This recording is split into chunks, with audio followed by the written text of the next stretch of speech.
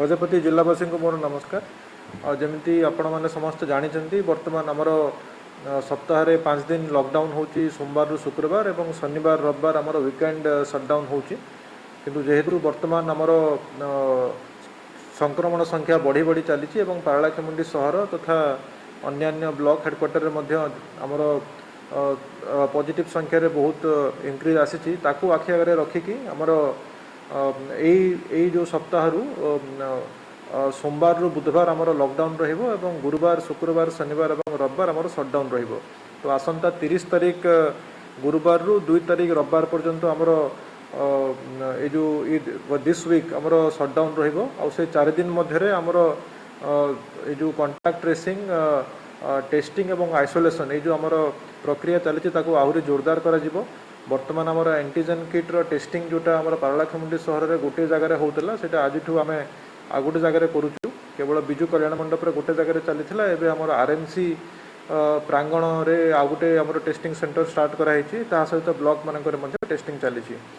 तो ये जो सटडाउन आमर हम से कौटा अलाउड हम कौटा अलाउड हम नहीं से आम डिटेल नोटिफिकेशन करके दे देचु। ता सहित किसी जिनस मु केवल कही रखापी चाहे कि ये जो प्रक्रिया आमर अन्य आदेश न आसला जाए पारलाखेमुंडी सहर रू किए बाहर को जीवे ना कि किए पारलाखेमुंडी सहर भीतर को आसबे नहीं। सिमिलारली ब्लॉक हेडक्वार्टर एंट्री और एग्जिट उपर आम रेस्ट्रिक्शन रखुचु कहीं आम देखुचु विभिन्न कार्य लोक गोटे सहर रू अन्य सहर को जाऊँच इनफेक्शन होची। इवन आमर गवर्नमेंट एम्प्लॉय मानक इंस्ट्रक्शन दे दिखाई से हेडक्वार्टर रहिबे आउ माने गोटे जगह रही अन्य जगह को कम्यूट करके काम करेंगे नहीं। ता सहित व्यावसायिक अनुष्ठान एवं दुकान बजार है कि मार्केट है परिबा बिकाली हेले कि आमर अन्यान्य फूड आइटम जो दुकान गुड़ा आमर खोला रोचे लॉकडाउन समय गोटे आम एडवाइजरी जारी करूँ जो थे से गोटे बोर्ड लगे दुकान सामने कि नो मास्क नो गुड बिना मास्क क्या जिनस देवे ना।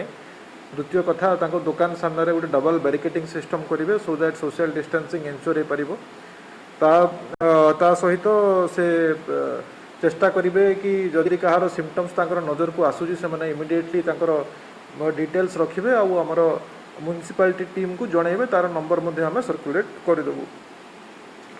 यह सहित आमर तो बर्तमान आरआरटी सब अच्छा 4टा आरआरटी पारलाखेमुंडी म्युनिसिपालिटी काम करुच्ची। मु अनुरोध करुच्ची समस्त को कि से लक्षण लुचातु ना जिते शीघ्र आमको लक्षण कहे आम तार टेस्टिंग करके आपणकर उपचार करा जाय परिबो। वर्तमान आमर जिले में 580टा कोविड केयर सेंटर रे बेड एवेलेबल अच्छी। जेहेतु आमर संख्या बढ़ी बढ़ी चली किंतु आमर बेड रे कौन समस्या नहीं कहीं लोक मैंने 80 पीपल पॉजिटिव होगी आसिले एवरीडे 40 ରୁ 50 पीपल डिस्चार्ज होती। तो से आमर बेड संख्या कंफर्टेबल अच्छी किंतु आगामी दिन को आखि आगे रखिकी आम आहरी कोविड केयर सेंटर रे बेड संख्या वृद्धि करने निष्पत्ति नहीं। पारलाखेमुंडी सहर में आहरी गोटे नुआ सीसीसी तैयारी हेबो ता सहित ब्लॉक हेडक्वार्टर मानकर गोटे गोटे सीसीसी तैयारी करिवार प्रक्रिया आरंभ हो गलानी खूब शीघ्र कंप्लीट हो। मु परिशेष में समस्त को आउ थे अनुरोध करी कि दयाकोरी आपण मैंने सोशल डिस्टेंसिंग मानतु। आउ सबुठ मुख्य कथा है लक्षण लुचातु ना यथाशीघ्र आप आसिक निजर टेस्टिंग करे नियंतु। नमस्कार।